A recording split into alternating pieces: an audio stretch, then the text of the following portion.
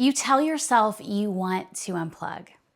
You fantasize even about closing your laptop and not thinking about work. You imagine vacations where you actually get to vacation. Weekends where you actually get to rest. Evenings where you are actually present. And yet, you check your email at dinner. You sneak a work on the weekends. You bring your laptop on vacation just in case. You're tethered to your phone like it's a lifeline. And why? The obvious answer is my business needs me. But that's not actually it. Today, I'm going to tell you the real reason you can't unplug, and it's probably not what you think. I'm Lauren Apple, and I help CEO parents build businesses that give them both profit and presence.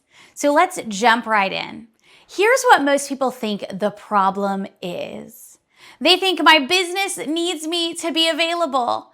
If I unplug, things will fall apart. Clients will be upset. Opportunities will be missed. Fires will burn that only I can put out. And look, for some people, that's partially true. If you have zero systems and zero support, things might actually fall apart without you. But here's what I've found working with hundreds of CEO parents just like you. Most of them could unplug. Their businesses wouldn't actually collapse. Things would be fine for a few hours, a weekend, even a week. But they don't test that theory. Because the problem isn't really that the business needs them. The problem is something much deeper. So let me tell you the real reasons you can't unplug. Real reason number one, your identity is tied to being needed. This is a big one. For a lot of us, being essential feels good. Being the one everyone needs, being the one who has all the answers, being the one who keeps things running. It makes us feel important, valuable, worthy even. If we unplug and things keep running without us, what does that actually say about our importance?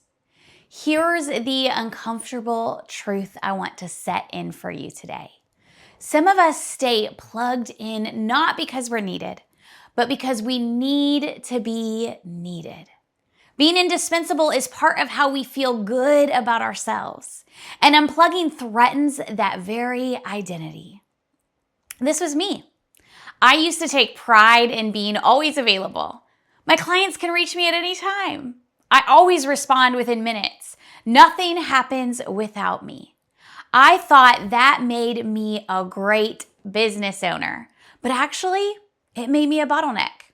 And it met a need in me, the need to feel essential, more than it met a need in my clients.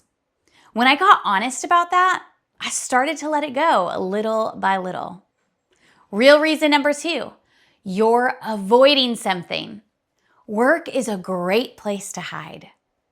When you're working, you don't have to deal with other things. The tension in your marriage, the uncertainty about life's direction, the restlessness you feel when you're still, the discomfort of being present without a task. Work gives you a legitimate excuse to avoid it all. All of it. I'd love to have that conversation, but I have to work. I'd love to be present, but there's this deadline. I'd love to rest, but there's so much to do. Work becomes the shield between you and the uncomfortable stuff. I've had clients realize they were working nights and weekends not because of the workload, but because they didn't want to be home. Their marriage was struggling, and being at work was easier. Their house was a mess, and so if they stayed holed up in their closet, they could avoid it all. I've had clients realize they couldn't unplug on vacation because sitting still made them anxious. They didn't know what to do with themselves. Activity was their coping mechanism. If you can't unplug, I want you to ask yourself, what am I avoiding by staying plugged in? The answer might actually surprise you. Real reason number three, you don't trust your systems. This one is more practical. You've been burned before. You've unplugged and something fell apart, something went wrong. You took a day off and you came back to a disaster. So now you don't trust that things will be okay without you watching. You check email just to make sure. You peek at Slack just in case. You hover because you don't believe your systems will hold. And here's the thing. If your systems can't hold without you for a few hours, that's a systems problem, not a reason to never unplug. It's a sign you need to build systems that work. Document processes, train your team, create safety nets. Build a business that can run without your constant supervision. That's the work.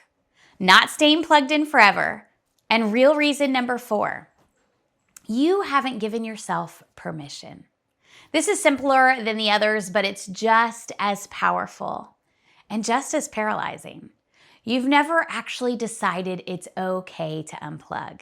You've never said, I am allowed to not work on weekends. You've never said, I am allowed to take a vacation without my laptop coming along.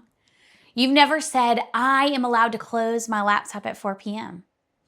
Without that permission, you default to working because working feels safe. Working feels responsible. Working feels like what you are supposed to do. Permission isn't about whether you can unplug. It's about whether you've decided you are allowed to. And for a lot of CEO parents, they've never made that decision. They're waiting for someone else to give them permission. A coach, a spouse, a sign from the universe. But the only person who can give you permission is you. And lastly, real reason number 5. You are afraid of what you'll find. If you unplug and sit with yourself, what might you discover? Maybe you'll realize you don't actually love your business anymore. Maybe you'll realize you've been running from something. Maybe you'll realize your life is emptier than you want to admit. Maybe you'll realize you don't know what or who you are outside of work. Those realizations, they can be scary. Staying plugged in, it lets you avoid them. But here's what I've learned, guys, okay? Because I've been there before. The things you're afraid to find out are usually the things you most need to face, and they are the things that are holding you back from everything you want.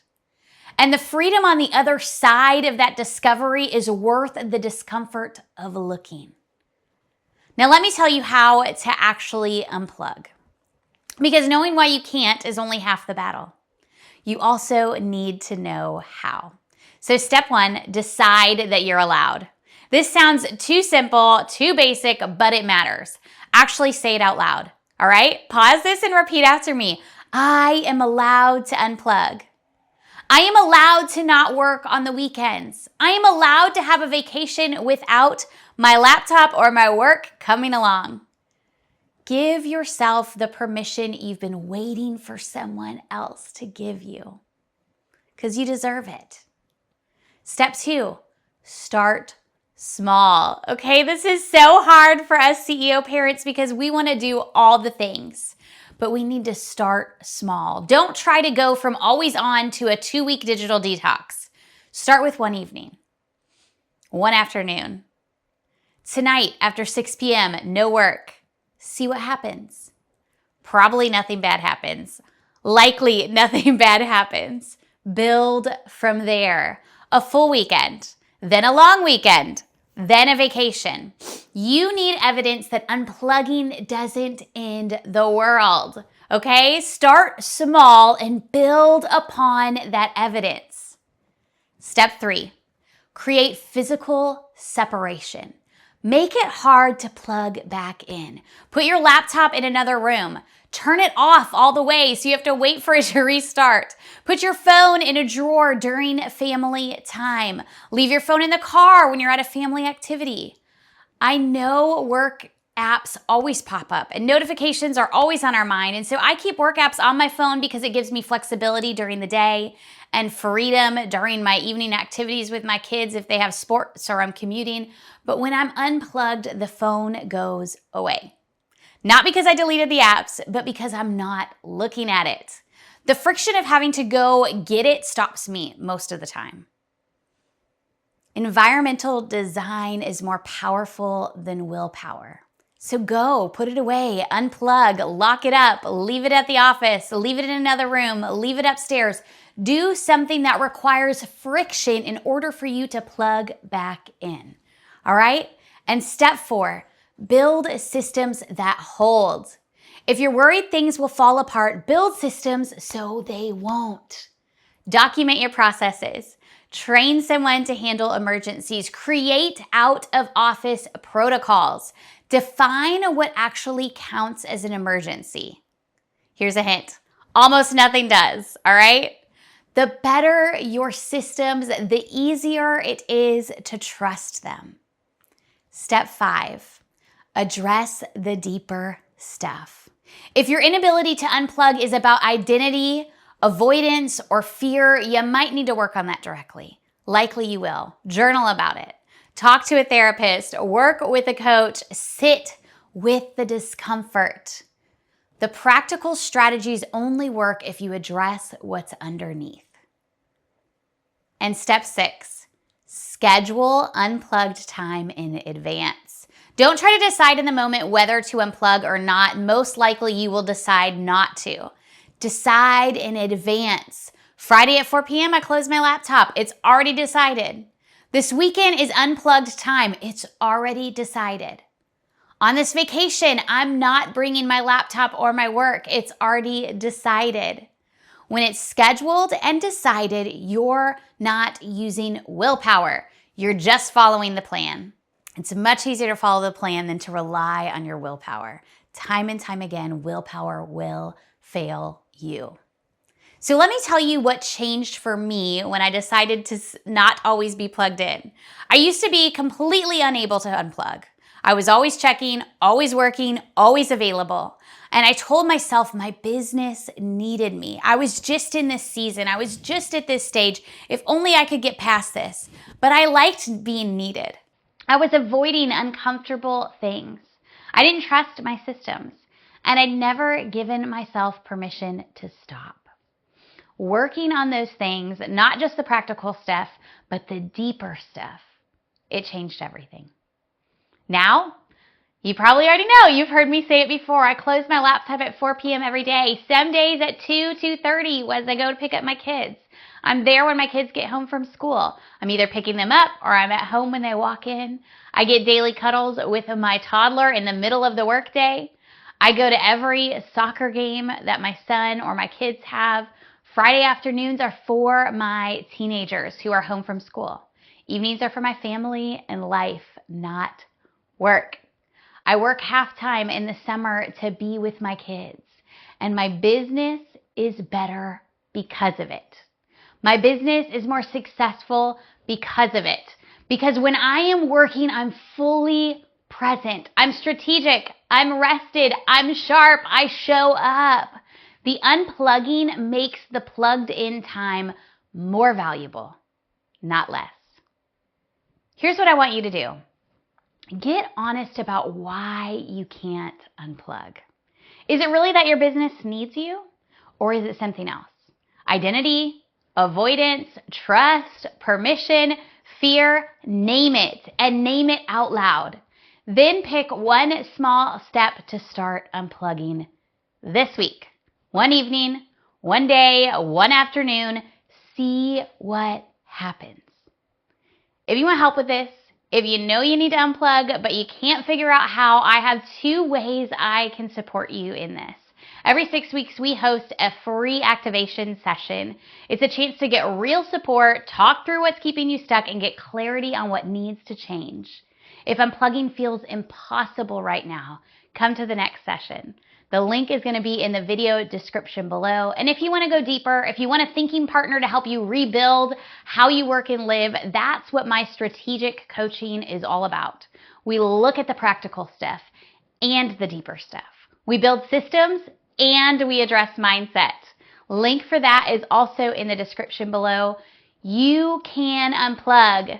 Your business will be fine, I promise. The question is whether you'll give yourself permission to do it. Thanks for watching. I will see you next week.